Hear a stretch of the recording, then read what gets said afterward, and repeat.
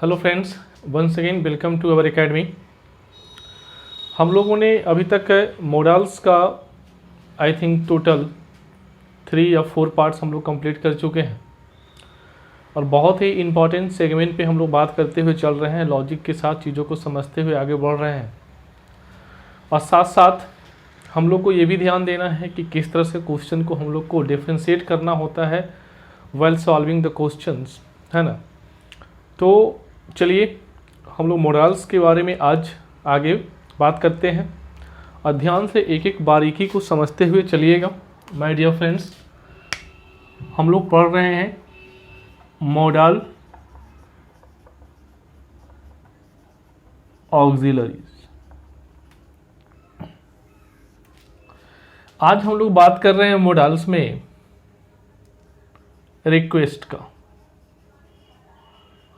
जो हम रिक्वेस्ट की बात करते हैं माय डियर फ्रेंड्स, तो एक बात हमेशा आप ध्यान में रखिएगा, रिक्वेस्ट हम लोग जो है किसी से, है ना,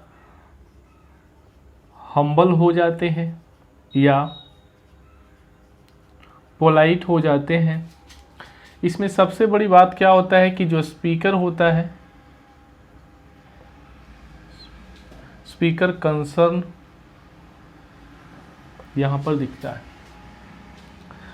अब जब हम लोग रिक्वेस्ट के सेंस में मॉडल्स की बात करते हैं तो हमारे पास 2 मॉडल्स आता है, एक वुड आता है, एक हमारे पास कुड आता है। समझते हुए चलिएगा, बहुत ही इंपॉर्टेंट है और यहाँ पर कुछ चीज़ें जो है सामने निकल कर आएगी आप लोग के सामने, है ना। कुड की बात करते हैं माय डियर फ्रेंड्स, तो ये हमारा फॉर्मल होता है। फॉर्मल रिक्वेस्ट कहने का मतलब हम लोग फॉर्मल और इनफॉर्मल वर्ड को हम लोगों ने जब मे और कैन के परमिशंस के बारे में समझ रहे थे तो वहाँ भी मैंने आपको समझाया था, फॉर्मल और इनफॉर्मल की बात किया था। तो यहाँ पर फॉर्मल होता है, फॉर्मल इन द सेंस कि जिस व्यक्ति से आप बात कर रहे हो, है ना, तो उसको बहुत ज़्यादा जो है आप रिस्पेक्टफुल वे में चीज़ों को देखते हो, because of his post, because of something and because of the some different things जो आपके लिए बहुत इंपॉर्टेंट हो जाता है ना। आज जब कुड की बात करते हैं तो ये इनफॉर्मल होता है, इनफॉर्मल होता है, ठीक है। अब देखिएगा कि हम लोग यहाँ हम्बल, पोलाइट और या स्पीकर कंसर्न्स, इससे पता चलता है माय डियर फ्रेंड्स। तो इसको समझने के लिए हम लोग क्या करते हैं कि कुछ क्वेश्चंस लेते हैं और कुछ क्वेश्चंस लेकर उस चीज़ों को समझने की कोशिश करते हैं। सबसे पहला बात एक बात याद रखिए कि जब हम लोग फॉर्मल की बात करते हैं तो आपको परमिशन के लिए मैंने आपको बताया था, है ना, जब हम लोग परमिशन की बात किए थे माय डियर फ्रेंड्स, वहाँ पर तो उस स्थिति में आपको क्या किया गया था, वहाँ पर मे का यूज किया गया था फॉर्मल के सेंस में। और हम लोग ने जब परमिशन बात किया था किसका, इनफॉर्मल का बात किया था, तो वहाँ पर आपने किसका यूज़ किया था, कैन का यूज़ किया था। ये 2 बात आपको पहले से पता है, इसको आप याद रखिएगा, ठीक है। चलिए अब हम लोग कुछ क्वेश्चंस लेते हैं उन चीज़ों को समझने के लिए कि ताकि आपको ज़्यादा चीज़ें समझ में आए, है ना। ध्यान से समझिएगा। अब यहाँ पर सर क्वेश्चंस को आप समझने की कोशिश कीजिएगा माय डियर फ्रेंड्स। यहाँ सबसे इंपॉर्टेंट बात क्या है, the lady said to the officer, यहाँ इन्वर्टेड कॉमा है, फिल इन द ब्लैंक है, you lodge a complain sir. Lodge का मतलब होता है कंप्लेन लिखना, जब आप रजिस्टर में उसको लिखते हो, कंप्लेन को याद करता है उसको लॉज किया जाता है, राइट नहीं किया जाता है। जिस तरह से हम लोग डॉक्टर जब दवा को लिखते हैं तो वो राइट नहीं करते, वो प्रिस्क्राइब करते हैं, उसी तरह से यहाँ पर जो हम लोग कोई कंप्लेन लिखते हैं तो उसके लिए वर्ड लॉज का प्रयोग किया जाता है, ठीक है। अब यहाँ पर ध्यान से देखिए माय डियर फ्रेंड्स कि यहाँ पर रिक्वेस्ट किया गया है, तो रिक्वेस्ट आप ऑफिसर से कर रहे हो तो फॉर्मल होके तो नहीं, इनफॉर्मल होके तो आप नहीं करोगे। इनफॉर्मल में हमारा क्या बताया था, इनफॉर्मल में हमारा फ्रेंडली बिहेवियर को रिप्रेजेंट करता है ना। लेकिन यहाँ पर हमको तो फॉर्मल है, तो फॉर्मल है तो इस स्थिति में आप यहाँ पर किसका प्रयोग करोगे, यहाँ पर आप वुड का प्रयोग करोगे। किसका प्रयोग करोगे, वुड का प्रयोग करोगे, ठीक है। अब सबसे बड़ी बात यहाँ पर देखिएगा, ऑफ कोर्स आई। अब देखिए यहाँ पर क्वेश्चन जो है आपको फंसाता है। अब यहाँ क्वेश्चन, यहाँ पर आपने पूछा would you lodge a complain sir, ठीक है। आपने रिक्वेस्ट किया, उन्होंने जवाब दिया ऑफ कोर्स। अब वो जो जब जवाब दे रहे हैं माय डियर फ्रेंड्स, तो जवाब देने का जो आंसर आप उसमें जो लिखोगे तो वहां पर फॉर्मल वे में आपको वुड का नहीं, यस आई वुड नहीं होगा, यस आई मे का प्रयोग करोगे, क्योंकि मे जो है फॉर्मल के लिए यूज किया जाता है in the sense of permission. एक तरह से आप उस चीज को आप समझ रहे हो, रिक्वेस्ट कर रहे हो, रिक्वेस्ट करने के बाद कोई आपसे अगर उसका क्या कर रहा है, आंसर दे रहा है, तो यहाँ पर आप देख रहे हो वुड का प्रयोग फॉर्मल वे में किया जा रहा है, तो यहाँ पर आंसर भी आप किसका ले रहे हो, मे का ले रहे हो, क्योंकि उस व्यक्ति से आप क्या हो, फॉर्मल बिहेवियर करोगे। आगे है mom you give me the permission to go with my friend. अब यहाँ पर माँ का ये आंसर है। अब समझिएगा माय डियर फ्रेंड्स कि मॉम से यहाँ पर बच्चे को एक कन्फ्यूजन होता है कि मॉम को जैसे हम लोग देखते हैं तो मॉम ये की बात हम लोग कर रहे हैं, तो आप जब उनसे आग्रह कर रहे हो, रिक्वेस्ट कर रहे हो, तो आपको क्या है, हम्बल पोलाइट और स्पीकर का जो कंसर्न दिखता है। तो उस सेंस में जब आप मॉम से जब रिक्वेस्ट कर रहे हो तो हम लोग को लगता है कि इनफॉर्मल है, माँ से तो हम इनफॉर्मली रिक्वेस्ट करते, इनफॉर्मली की बात तो हम लोग करते ही करते हैं माय डियर फ्रेंड्स। जब यहाँ पर आप फॉर्मल होते हो किसी चीज़ के लिए तो ये क्या होता है, वुड जो है मोर रिक्वेस्ट को रिप्रेजेंट करता है, मोर पोलाइट हो जाता है, या मोर पोलाइट कह सकते हो, या मोर आप हम्बल अपने आप को रिप्रेजेंट करने की कोशिश करते हो किसी चीज़ के लिए। तो यहाँ पर आप माँ से जब आप क्या करें, दोस्तों के साथ बाहर जाने के लिए परमिशन लेना चाह रहे हो, तो आप ज़्यादा जो है क्या हो, हम्बल हो जाते हो। तो ऐसी स्थिति में आप यहाँ पर जो है प्रयोग किसका करते हो, वुड का प्रयोग करते हो। है तो ये इनफॉर्मल ही, लेकिन आप जो है क्या कर रहे हो, बहुत ही आदर भाव सत्कार से, इनफॉर्मल नहीं होगी, फॉर्मल वे में। अगर इनफॉर्मल होते हो तो इसका मतलब क्या होता है कि आप फ्रेंडली या किसी हाई टोन में अगर आप बात करते हो तो उस स्थिति में क्या हो सकता है कि आपको मम्मी परमिशन नहीं दे सकती है, दे भी सकती है, नहीं भी दे सकती है। लेकिन अगर इस वे में जाते हो तो आपको getting the chance of the getting permission आपका ज़्यादा हो जाता है। तो सर यहाँ पर ये बात आपको ध्यान में रखना है। लेकिन अब जब माँ इसकी आंसर दे रही है, नो करके यहाँ पर आंसर जब वो दे रही है, तो वो आपके लिए फॉर्मल वे में नहीं दे रही है आंसर, ठीक है ना, इस बात को आप ध्यान रखिएगा। यहाँ पर वो इनफॉर्मल ही, यहाँ पर नो आई कैन नॉट का प्रयोग होगा। ये दो बातें को आपको ध्यान में रखना है, बहुत ही इंपॉर्टेंट कंसेप्ट है। अब एक क्वेश्चन हम लोग और ले ले, उसके बाद जो है आगे बात करते हैं, ठीक है। एक और क्वेश्चन इसी पर ले लेते हैं, आप लोग इसका शॉर्ट स्क्रीन ले लीजिएगा, ठीक है। हमने एक क्वेश्चन लिखा, Rahul fill in the blank, you lend me some money. Simple सा बात है, राहुल आप किसी के नाम को लेकर यहाँ पर बात कर रहे हो, तो आपका रिक्वेस्ट जो है इनफॉर्मल है, तो यहाँ पर सिंपली आप क्या यूज़ करोगे, कुड का प्रयोग करोगे, है ना। Rahul could you lend me some money, अगर वो राहुल जवाब देता है तो यस आई कैन यहाँ पर प्रयोग करके आप आगे निकलो, ठीक है।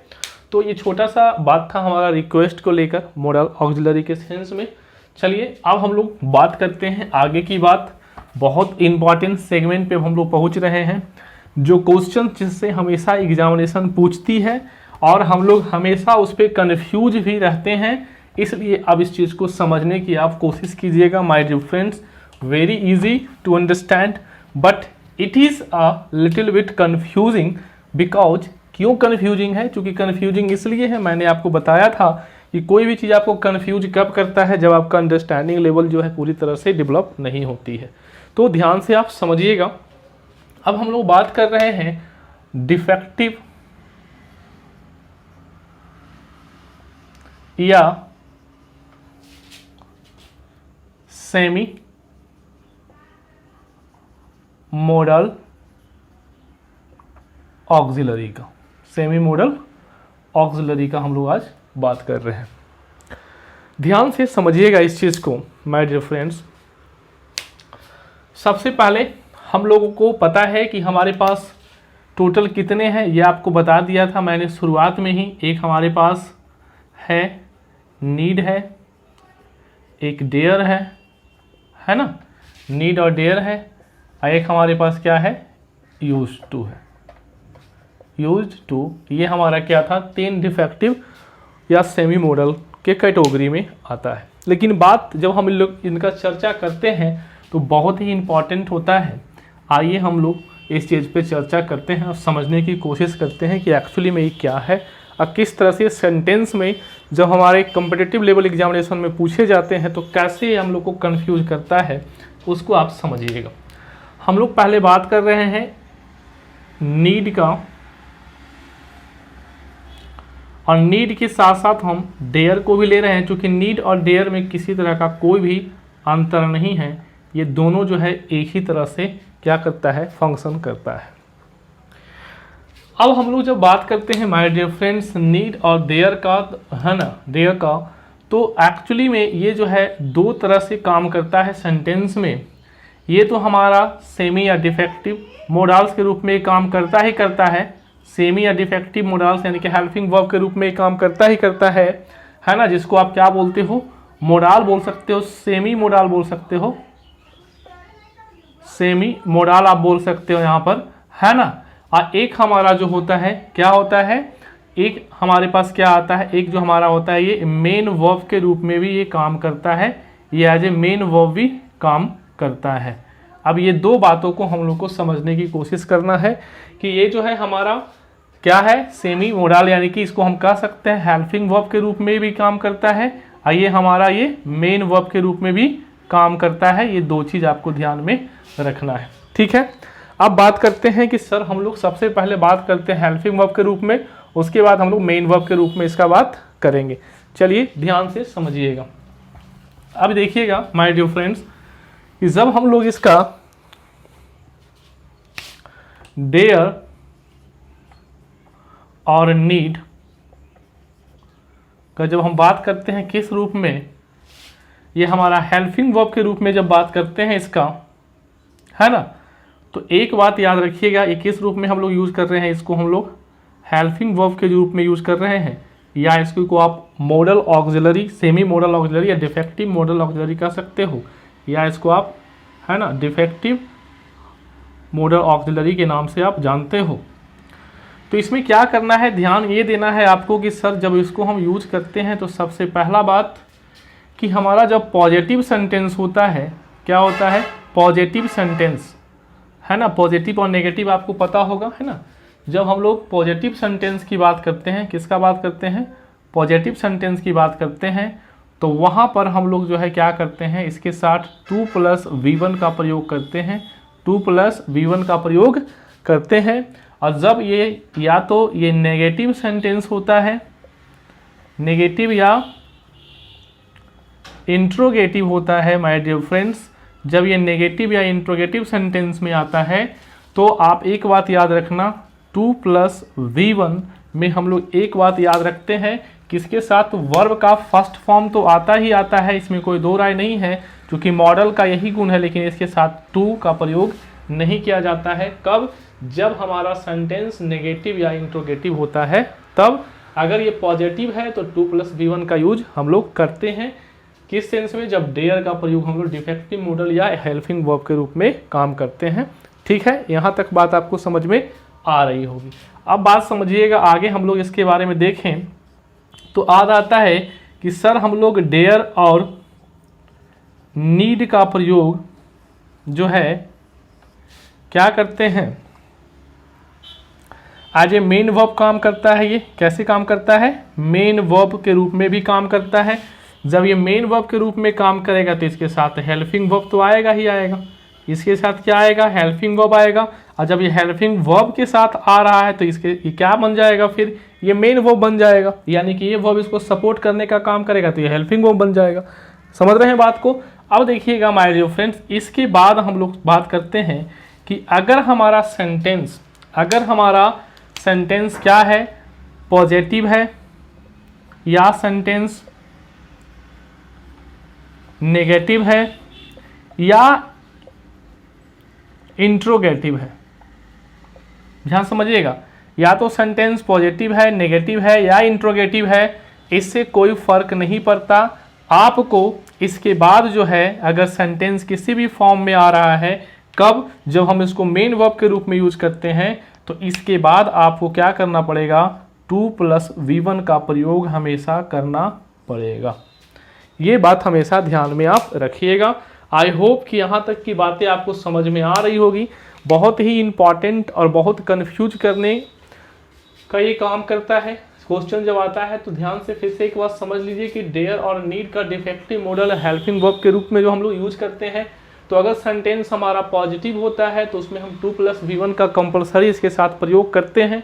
लेकिन अगर ये सेंटेंस नेगेटिव या इंट्रोगेटिव होता है तो यहाँ पर 2 + V1 का प्रयोग ना होता है, सिर्फ V1 का प्रयोग होता है। चूंकि मोडाल्स में हम लोग पढ़े भी हैं कि base form of the verb का यूज करते हैं, दैट इज द V1, है ना। दैट्स वाई यहाँ पर 2 का प्रयोग तो हम लोग नहीं करेंगे, ये बात आप ध्यान में रखिएगा। लेकिन यही अगर देयर और नीड का प्रयोग हम लोग कैसे करते हैं माय डियर फ्रेंड्स, अगर मेन वर्ब के रूप में काम करते हैं, उसके पहले कोई अगर आ रहा है ऑक्सिलरी वर्ब या हेल्पिंग हो, उसको हम लोग बोलेंगे।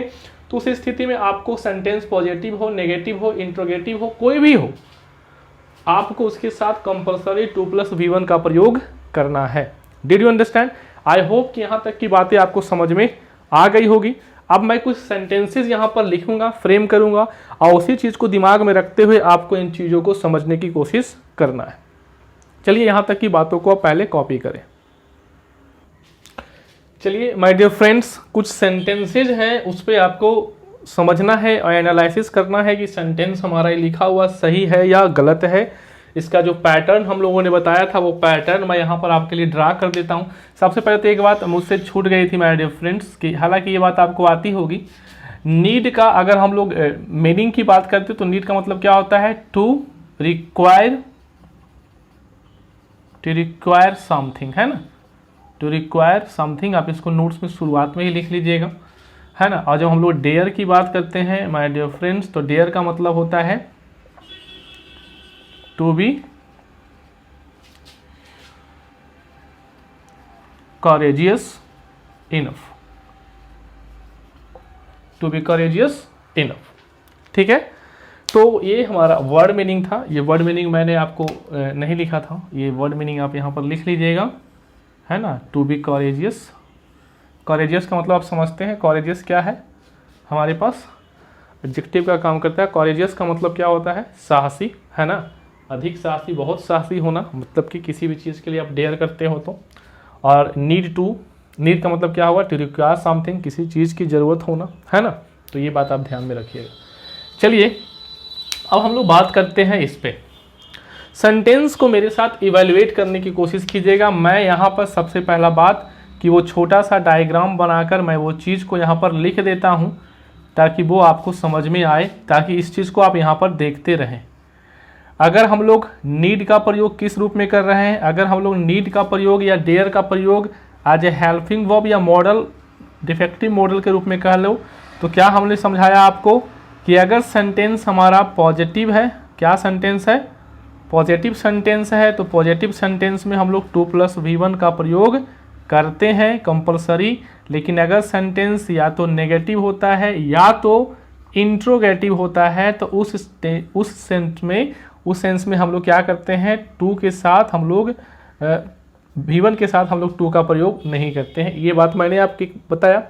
और फिर मैंने आपको बताया इसी के बारे में कि सर अगर ये मेन वर्ब के रूप में काम किया जा रहा है, इसका मतलब इसके पहले हेल्पिंग वर्ब का यूज़ किया जाएगा। तो इस रूप में क्या बताया था मैंने कि अगर सेंटेंस हमारा पॉजिटिव हो या सेंटेंस नेगेटिव हो या सेंटेंस इंट्रोगेटिव हो, आपको कोई फ़र्क नहीं पड़ता, उसके साथ आपको हमेशा 2 + V1 का प्रयोग करना है। ये बात आपको दिमाग में चलते रहना है, ठीक है। यहाँ तक बात आपको समझ में आ रही है। अब मैं उन्हीं सब चीज़ों को समझते हुए आगे बढ़ता हूँ। देखिएगा यहाँ लिखा हुआ है आई, कोई दिक्कत नहीं है, आई एक सब्जेक्ट है। उसके बाद लिखा हुआ है नीड। अब देखिए तो नीड के बाद आया है 2 + V1 हर। तो सेंटेंस सबसे पहले क्या है माय डियर फ्रेंड्स, ये सेंटेंस जो है पॉजिटिव है। ये सेंटेंस क्या है, पॉजिटिव सेंटेंस है, ये पॉजिटिव सेंटेंस है। अगर ये पॉजिटिव सेंटेंस है तो यहाँ पर क्या हो रहा है, देख रहे हैं कि पॉजिटिव सेंटेंस में अगर हमारा ये हेल्पिंग वर्ब या मॉडल की तरह यूज होता है तो उसके साथ 2 + V1 कंपलसरी यूज करते हैं। तो यहाँ 2 + V1 कंपलसरी यूज किया गया, यानी कि सेंटेंस में कोई गड़बड़ी नहीं है। और मैं आपको एक चीज़ बताना चाहूँगा, यहाँ पर ये कैसे काम कर रहा है, ये जो यहाँ पर है मॉडल ऑक्सिलरी के रूप में काम कर रहा है, डिफेक्टिव मॉडल, या इसको आप आराम से यहाँ पर हेल्पिंग वर्ब लिख सकते हो, है ना जी। समझ रहे हो बात को आप, कोई दिक्कत नहीं है।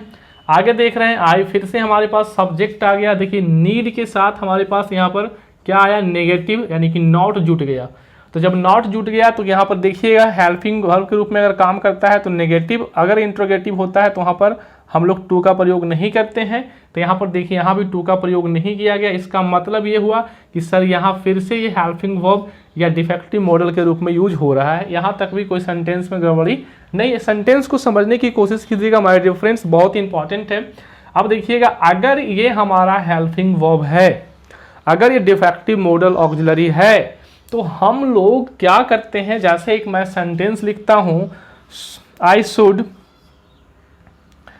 कैन टेल हिम, ये हमारा फुल स्टॉप हो गया। तो आप जब इसका क्लोज इंडेड क्वेश्चन बनाते हो माय डियर फ्रेंड्स, तो कैन को आप शुरुआत में लाते हो, कैन आई टेल हिम, समझ रहे हो, क्वेश्चन मार्क्स। तो कैन क्या है, कैन चूंकि हमारा मॉडल ऑक्सिलरी है, हेल्पिंग वर्ब के रूप में काम कर रहा है, मॉडल ऑक्सिलरी के रूप में काम कर रहा है, जो हमारा प्योर मॉडल के ऑक्सिलरी में कैटेगरी में आता है।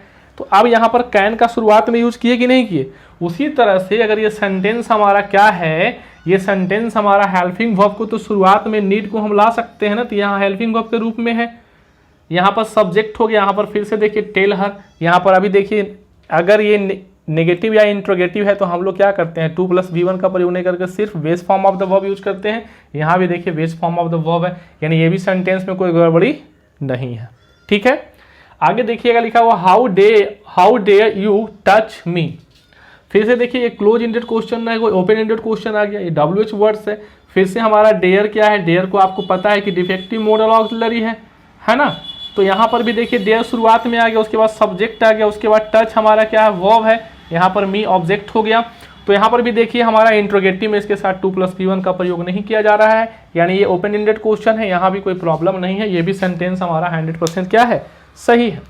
नेक्स्ट है I do not need to tell her. अब जरा ध्यान से समझिएगा माय डियर फ्रेंड्स, सब्जेक्ट हो गया, डू क्या है यहाँ पर, एक हेल्पिंग वर्ब हो गया, ठीक है। यहाँ पर नॉट आ गया, नेगेटिव सेंटेंस है, हेल्पिंग वर्ब आया। अब यहाँ पर हेल्पिंग वर्ब के बाद आ रहा है नीड आ रहा है, तो नीड अब ये हेल्पिंग वर्ब तो नहीं रहा, ये तो अब मेन वर्ब हो गया। चूंकि ये हमारा क्या कर रहा है, इसको सपोर्ट करने का काम कर रहा है, इसका मतलब ये मेन वर्ब हो गया। अब देखिए अगर ये मेन वर्ब के रूप में यूज हो रहा है, तो कोई भी सेंटेंस हो, नेगेटिव हो, पॉजिटिव हो, इंट्रोगेटिव हो, कोई भी सेंटेंस हो, आपको 2 + V1 उसके बाद लाना है। तो देखिए यहाँ पर 2 + V1 आ रहा है, यानी ये भी सेंटेंस में कोई गड़बड़ी नहीं है, ये भी सेंटेंस 100% क्या है, सही है। आगे देखिएगा लिखा हुआ है how do you dare to touch me. अब देखिएगा माय डियर फ्रेंड्स, यहाँ पर क्या है हमारे पास, ये हमारा ओपन इंडेड क्वेश्चन है, उसके पास ऑक्सिलरी वर्ब ये आ रहा है, डू ऑक्सिलरी वर्ब है, यू एक सब्जेक्ट हो गया, डे फिर से देखिए आज मेन वर्ब हो रहा है, काम कर रहा है। तो देखिए यहाँ पर 2 + V1 देखिए यहाँ पर आया है कि नहीं आया है, टू टच मी, यानी ये भी सेंटेंस क्या है, सही है। तो आई होप कि ये बात आपको अच्छी तरह से समझ में आ गया होगा कि सर हम लोग किस तरह से ये दोनों को सेंटेंस में समझने की कोशिश करते हैं। अब मैं आपके लिए फिर से कुछ क्वेश्चन दे रहा, ये तो मैंने आपको करवा दिया, ठीक है, किसी भी सेंटेंस में कोई प्रॉब्लम नहीं थी। किस तरह से सेंटेंस को हमको समझना है, कैसे उसको इवैल्यूएट करना है, वो भी मैंने आपको बताया। अब मैं आपके लिए कुछ क्वेश्चन लिख रहा हूं, उसमें आपको देखना है कि इधर कहाँ है और कैसे इधर को पकड़ेंगे। चलिए आगे हम लोग बात करते हैं। चलिए फ्रेंड्स, अब जो है आपकी बारी है।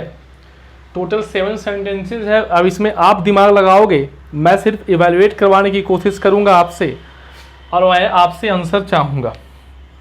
सबसे पहला बात, रानी एक सब्जेक्ट हो गया, इसमें कोई गड़बड़ नहीं है। ये हमारा विल एक क्या है, हेल्पिंग वर्ब के रूप में ये काम कर रहा है। अब देखिएगा यहाँ पर नीड आ रहा है, हेल्पिंग वर्ब के बाद नीड आ रहा है। क्या हेल्पिंग वर्ब के बाद जब नीड आ रहा है तो इसका मतलब ये तो मेन वर्ब के रूप में काम कर रहा है my dear friends. Helping verb के बाद अगर नीड आ रहा है तो अब तो ये मेन वर्ब के रूप में काम कर रहा है, और जब मेन वर्ब के रूप में काम करता है तो मैंने इसको देखिए इरेज नहीं किया है। क्या करना है, नेगेटिव सेंटेंस हो, पॉजिटिव सेंटेंस हो, इंट्रोगेटिव हो, आपको 2 + V1 कंपलसरी लगाना होगा। तो यहाँ देखिए 2 + V1 नहीं है, यहाँ सिर्फ टेक है, यानी ये सेंटेंस में गड़बड़ी है। यहाँ क्या लगाना पड़ेगा, 2 लगाना पड़ेगा, यानी कि Rani will need to take the permission. Clear हो गया आपको। आगे देखिएगा सेंटेंस लिखा हुआ है she does not dare challenge her friend. अब जरा सा ध्यान से समझिएगा, सी एक सब्जेक्ट हो गया my dear friends, does not फिर से देखिए ये हेल्पिंग वर्ब के रूप में काम कर रहा है। अगेन ये डेयर अब क्या बन गया, ये तो मेन वर्ब बन गया। जब मेन वर्ब बन गया तो अभी अभी हम लोग सीख के आए हैं कि मेन वर्ब के रूप में काम होता है तो क्या करता है, ये हमेशा के हमेशा अपने साथ 2 + V1 यानी इन्फिनिटी लेता है। तो यानी कि यहाँ पर क्या हो जाएगा, यहाँ भी 2 छूटा हुआ है तो टू चैलेंज हर फ्रेंड, यानी कि ये भी सेंटेंस हम लोग को समझ में आ गया। He needs not bring the notes. अब ध्यान से समझिएगा माय डियर फ्रेंड्स कि यहाँ पर देखिए सी एक सब्जेक्ट है, needs not bring the notes. अब मुझे एक बात समझाओ आप कि ये तो जो नीड का जो प्रयोग किया जा रहा है यहाँ पर, उसके साथ नॉट भी प्रयोग किया गया, नॉट भी लगाया गया है, इसमें कोई हेल्पिंग वर्ब का यूज तो नहीं किया गया है, यानी ये मॉडल ऑक्सिलरी के रूप में काम कर रहा है। और जब ये मॉडल ऑक्सिलरी के रूप में काम कर रहा है तो सेंटेंस नेगेटिव है, तो नेगेटिव है तो इसके साथ 2 + V1 तो नहीं आएगा। यहाँ पर तो दिक्कत नहीं है, यहाँ तो सही है 2 + V1 नहीं आया, लेकिन यहाँ पर एस और एस लगाने की जरूरत नहीं है ना। यहाँ तो सिर्फ क्या हुआ, she need not bring the notes. समझ रहे हैं आप बात को, ध्यान से समझिएगा, ये बातें आपको समझ में आना चाहिए, बहुत ही इंपॉर्टेंट बात है, बच्चे इसमें गलती कर देते हैं। नेक्स्ट हमारा क्या है, they dare not to go there. अब जरा समझिएगा फिर से, दे के साथ तुरंत क्या आ रहा है आपका, देयर का प्रयोग किया जा रहा है, यानी कि यहाँ पर फिर से ये मॉडल ऑक्सिलरी डिफेक्टिव मॉडल या हेल्पिंग वर्ब के रूप में काम कर रहा है। इसके साथ क्या आ रहा है, नॉट आ रहा है। जब इसके साथ नॉट आ रहा है तो क्या आप इसके साथ टू लगाने की जरूरत है, नहीं जरूरत है, क्योंकि अगर यह हेल्पिंग वर्ब के रूप में काम करता है तो सिर्फ पॉजिटिव सेंटेंस में ही आप 2 + V1 यूज कर सकते हो, नेगेटिव और इंट्रोगेटिव के साथ base form of the verb use करना है, इसलिए यहाँ पर टू क्या था, गलत था। ठीक है, आगे देखिएगा, Ravi dares not to kill the snake. फिर से सेंटेंस में क्या हो गया कि सर यहाँ समझ में आ रहा है कि सर नॉट लगा हुआ है, और यहाँ पर देखिए कोई हेल्पिंग वर्ब नहीं है, खुद ये हमारा मेन वर्ब के रूप में काम नहीं कर रहा है, ये मॉडल डिफेक्टिव मॉडल के रूप में काम कर रहा है या हेल्पिंग वर्ब के रूप में काम। यहाँ पर एस पहले हटाएंगे, नेगेटिव सेंटेंस है, इसलिए इसके साथ कभी भी हम लोग क्या करते हैं, इन्फिनिटी का प्रयोग नहीं करते हैं। इसका मतलब यहाँ से टू भी क्या होगा, गायब हो जाएगा। तो क्या हो जाएगा, Ravi dare not kill the snake. अब देखिएगा नेक्स्ट 2 सेंटेंस हमारे पास है, Ram needs to go there. आप जरा ध्यान से समझिएगा माय डियर फ्रेंड्स, यहाँ पर राम, देखिएगा राम एक सब्जेक्ट है, नीड्स, यहाँ देखिए क्या आया है 2 + V1। यहाँ पर जो नीड का प्रयोग किया गया है as a main verb use किया गया है, that's why present indefinite tense में है, इसलिए यहाँ पर देखिए एस का प्रयोग किया गया है, यानी वर्ब का 5वां फॉर्म है, ये सही है। एस के साथ देखिए मेन वर्ब के रूप में जब काम होता है तो 2 + V1 यहाँ लगता है, 2 + V1 यहाँ सही लगा हुआ है। उसी तरह से ही नीडेड, देखिए पास्ट टेंस में V2 है, मेन वर्ब के रूप में काम कर रहा है, फिर से देखिए इसके साथ 2 + V1 आया है, यानी ये भी सेंटेंस क्या है, सही है। तो my dear friends, I hope कि मैं आपको नीड और डेयर का क्या कन्फ्यूजन होता है, कैसे हम लोग उसको क्लोज इंडेड क्वेश्चंस या ओपन इंडेड क्वेश्चंस में यूज करते हैं, जब मेन वर्ब के रूप में यूज होता है तो क्या उसका तरीका है, क्या उसके नियम है, कैसे उसको हम सेंटेंस में फ्रेम करते हैं, और अगर ये मॉडल ऑक्सिलरी बोलो या ऑक्सिलरी वर्ब बोल दो तो उस स्थिति में क्या हम लोग करते हैं। तो ये सभी बातें मैंने आपको एग्जाम्पल के मार्फत से आपको समझाने की मैंने कोशिश किया, ठीक है ना। तो आज के लिए इतना ही, ठीक है ना माय डियर फ्रेंड्स, हम लोग मिलते हैं अगले वीडियो में। और मैं आप लोग से एक बार और आग्रह करना चाहूँगा उसी बात को जो मैं हमेशा करता हूँ कि अभी तक मेरे चैनल को आपने सब्सक्राइब नहीं किया है तो सब्सक्राइब कीजिए, शेयर कीजिए, और वीडियो अच्छा लगता है तो ज़रूर लाइक कीजिए और कमेंट भी करके बताइए कि मेरा जो प्रयास है वो आपको के लिए सफल हो रहा है कि नहीं हो रहा है, आप लोग को अच्छा लग रहा है कि नहीं लग रहा है। ठीक है, मिलते हैं फिर अगले वीडियो में।